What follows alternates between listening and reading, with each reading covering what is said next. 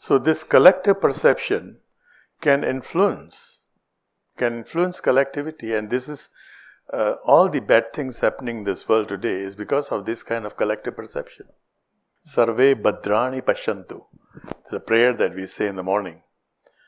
May everybody's perception, and I took many years to understand this Sarve Bhadrani Pashantu, because Sarve Bhadrani Pashantu is normally translated, may there be auspiciousness everywhere, may there be peace everywhere.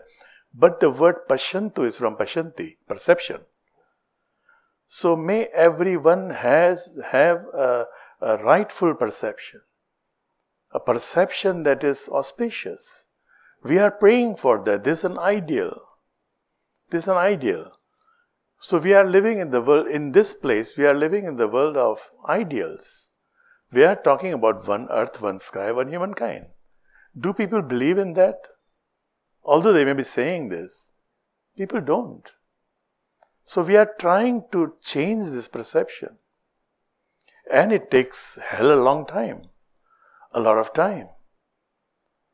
If we can change the perception of this ashram, anybody entering through the gates, the moment he or she enters the gate, and immediately he or she is affected by this, one earth, one sky, one humankind, we have succeeded.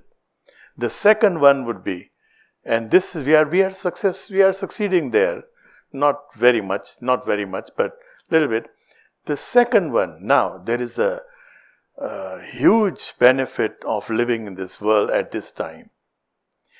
If our website can create that kind of perception, somebody is surfing and by chance he goes into our website. And just by going to the website, he or she comes up with this perception, catches our vibes, one earth, one sky, one humankind, inner peace, communal love, and global harmony, all these things. Once by going to the website, if they can have this perception, then the miracle will happen. Then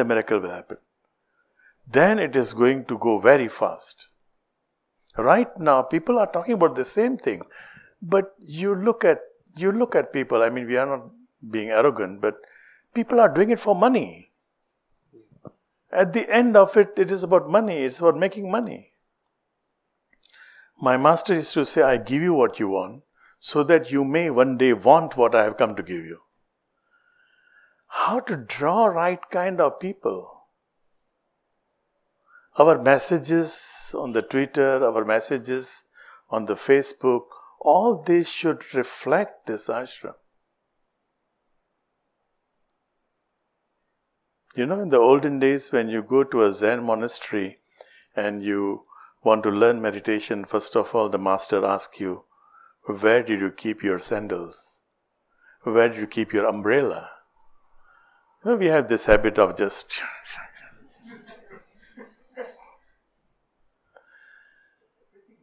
Everything is important.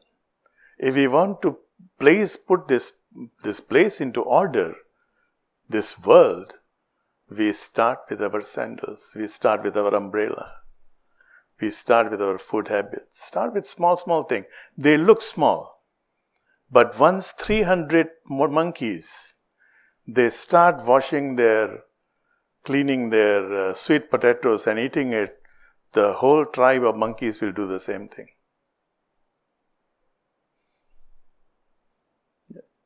You were talking about look but don't see. Don't do that in your university. When you are studying, don't do that. Exactly. Because I've heard this verse before, but it was not look but don't see. It was more like you always look, but you never see. Yeah. So it's like encouraging people to see more. Exactly. Which is now I'm having another perception Yes. that we should not see. For in what context? In Yes, what yes. context? Yes, exactly. In the context of your studies, if you don't see, you just look at the book. Yeah.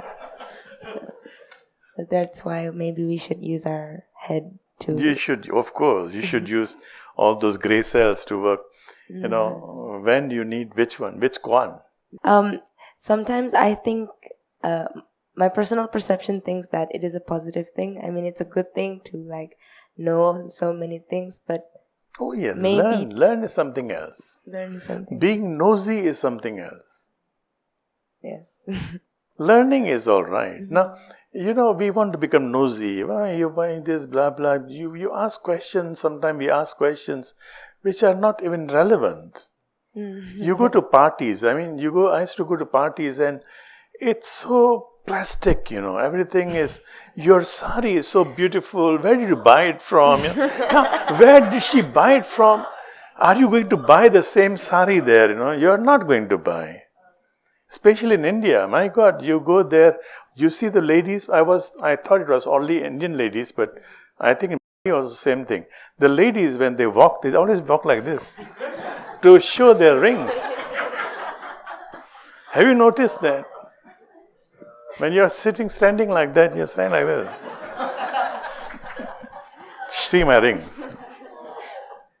So there sometimes you have to see. Sometimes you just look, don't see. Okay, thank you, Guruji. Yeah.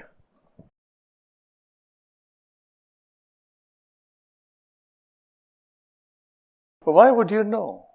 The thing is, once you know your own chitta, then you become not kepo at all. You don't bother. I mean, okay, somebody is hungry, let me give food. You won't bother, okay, this man is hungry because of his karma in the previous life. No, that is not your problem. And my master was very, very clear. He said, you see a hungry person, don't pass any judgment. Don't start seeing, oh, he can work, he's still so healthy, he can work, he goes hungry because he's lazy. No, he's hungry, give him food first, then you talk to him. Food first, then you talk.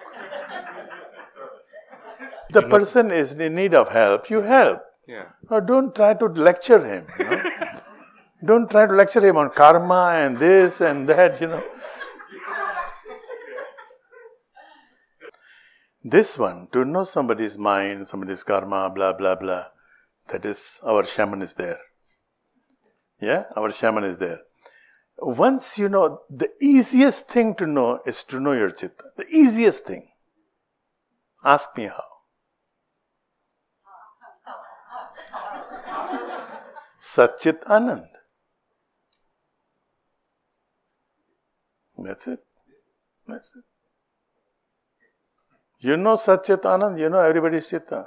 Finito. So easy. You know, Patanjali is trying to confuse us, and this is what a master does. A master who does not confuse you, he is leading you astray. He must confuse you so he can find out the truth. You can find out the truth. If he gives you all the answers, he is not a master. So he is telling you as if knowing chitta is such a big thing, you know. It is not. It is so easy. Satchit Anand, so easy.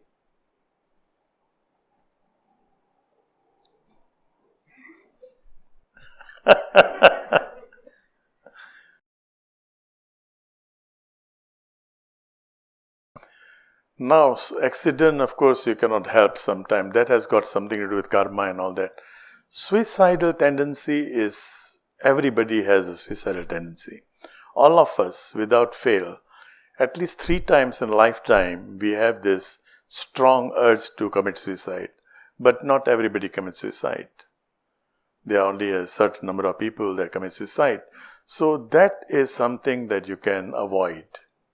Because if you commit suicide, actually you're You are terminating your life before your lifespan is finished, and that's where the theory of Pishach, of hovering souls, wandering souls, are coming.